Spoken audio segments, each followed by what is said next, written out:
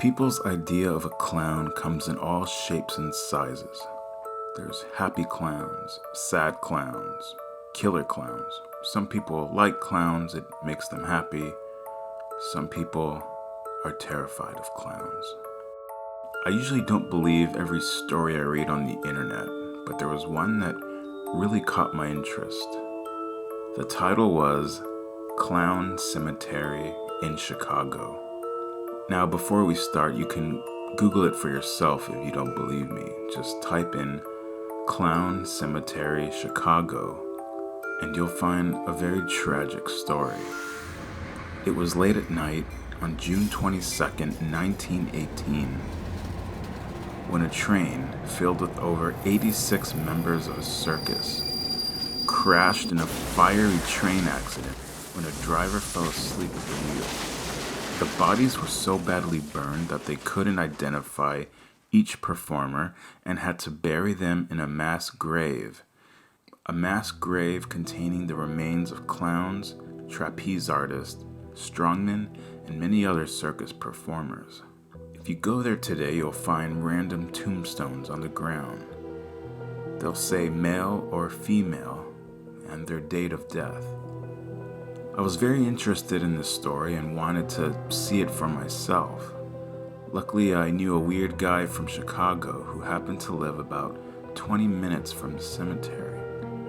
But right away, he told me that people weren't really allowed there and it was kind of a off-limits area. Apparently, 5 years ago, a couple of teenagers were caught trying to dig up the remains of one of the clowns.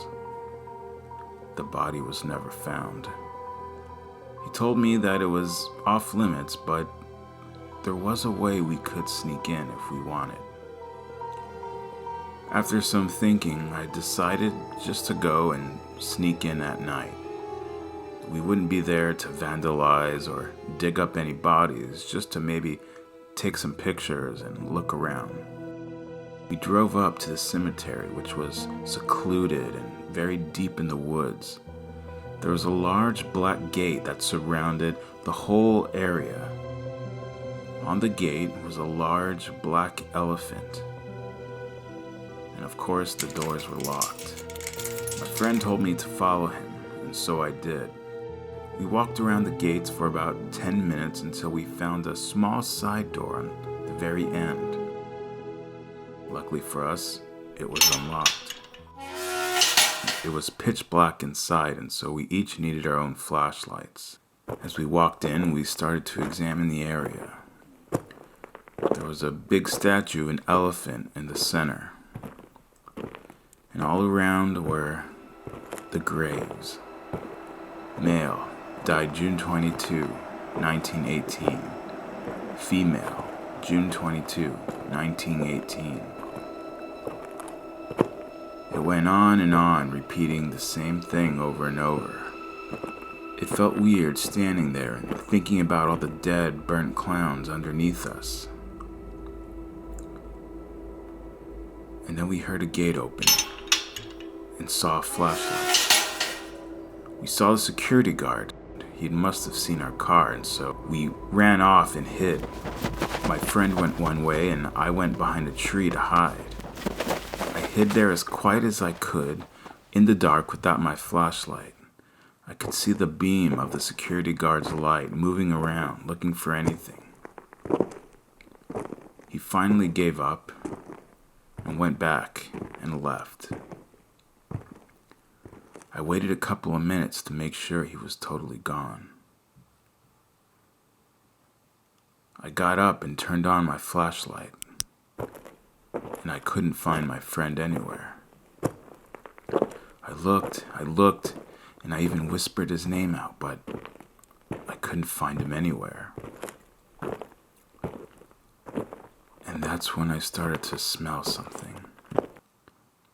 I started to smell something burning. And then I heard the sound of crackling.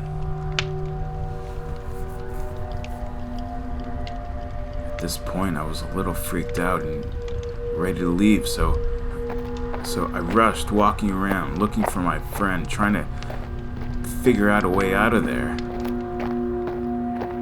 And then I the sound of a single clown horn. I was so filled with fear and dread, I tripped and lost my flashlight in a bush. I saw my flashlight, the beam flashing right at me.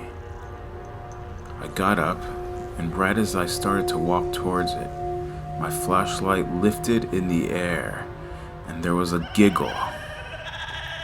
At this point, I started running. I was in the pure blackness of the night, as the laughing grew and grew by numbers. And then finally I ran into someone, and it was my friend. He told me he'd been looking everywhere for me. We need to get out of there now. And I agreed. He guided me out the side door of the cemetery, and we got back to his car. We took a minute to gather our thoughts and our breath. And I asked him if he'd heard any of the laughing or the clown horn. He said he heard nothing. Later, I got home exhausted from the long drive and terrifying night I had had at the clown cemetery. I kind of regretted going there. I felt like I had violated some kind of clown resting place. And so I was getting ready for bed, and I felt something in my pocket. I reached in and found a large, red, half-burnt clown nose.